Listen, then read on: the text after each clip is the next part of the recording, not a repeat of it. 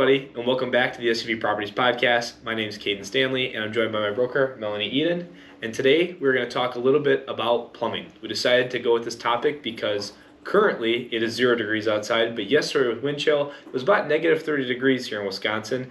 And every time when it comes around this time of the year, winter, it's always that, kind of in the back of the mind, when is it going to happen in terms of freeze-ups and plumbing and things like that. So I'll throw it over to you to kind of get started when it comes to plumbing and the great outdoors of Wisconsin. Great, thanks, Caden. Well, the first thing to understand is buildings are not designed for the length of time we've been in an Arctic freeze right now. We usually can get through about 3 days of deep freeze temperatures. For the most part, it's been getting down to like negative 14 at night, and then maybe we see 0 as the high temperature for the day. And we are in day 4 right now. So what is happening is our buildings are starting to break down. Even though we do preemptive strikes to make sure that our tenants are being proactive with protecting the building from cold, such as making sure that the cabinet doors in the bathrooms and kitchens are open so that the heat from the building can get to the pipes. We do ask them to put space heaters. If they have a building that doesn't have a basement, put a space heater in the bathroom or underneath the kitchen sink to protect those pipes, because the cold just comes right up from the ground. There's no air gap of a basement to protect your plumbing parts. So we are starting to today have the first of many freeze-ups that are going to happen. We have a shower that doesn't have any water. Why? It's in a property, it has no basement, they didn't do the space heaters, so there's a problem. What do we do at showings? Big thing, especially because they're vacant with no tenants in there and we're keeping the temperatures down a little bit. Same things, keeping all those doors, cabinets open, and making sure that the temperature is set to 55 degrees because there's nobody in them, and we're relying mostly on just the heat to keep them open, keeping all that open, and hope for the best.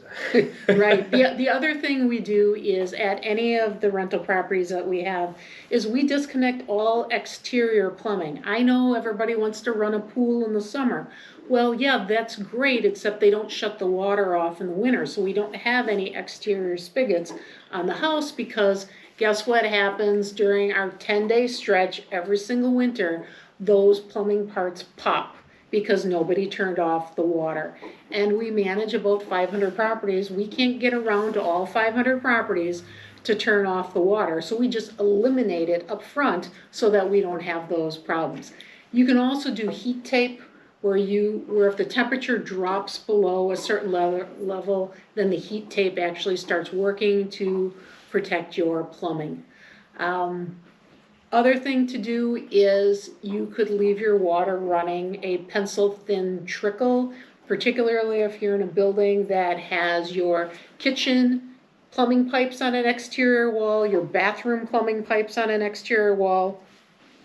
The ambient temperature against those walls with the cold right up against those pipes is they're going to freeze first. So if you have no basement or exterior walls, you got to keep the water running a little bit. It's much more cost effective to pay a little bit higher of a water bill than to have a plumbing freeze up and have hundreds of dollars of cost, because you're going to have plumbing repair, drywall repair, an angry tenant because they haven't been able to use their shower for X number of days. And there's contractors going in and out now, they're fixing, repairing. Yeah. And there's nothing that we can do because it's cold, and until you heat up the pipes and thaw the water, no luck. Let's talk about lock boxes and locks. Why don't you jump in on that? Sure, that's a great thing, which I myself personally just learned that could even happen. We went out to a property, I was showing a tenant a property, and I go to put the key in the lock, and I'm like, the key won't even go in the lock. I know it's the correct key.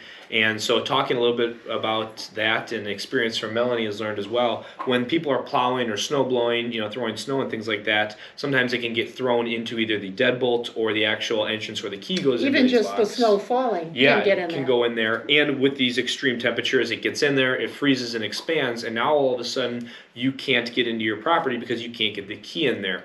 Now, an exception, and one thing that we found helps a little bit, can just be the natural direction of your property. If the door does face towards the sun, it could just be that much more that helps, melt any kind of snow or things that got in there to allow you to get into your property. But if not, a simple lighter, holding a lighter up to the keyhole or deadbolts for a little bit of time might allow you to get into there. But that's something that a lot of people, including myself, weren't aware of, that all of a sudden you're locked out of your own property even with the key. Right.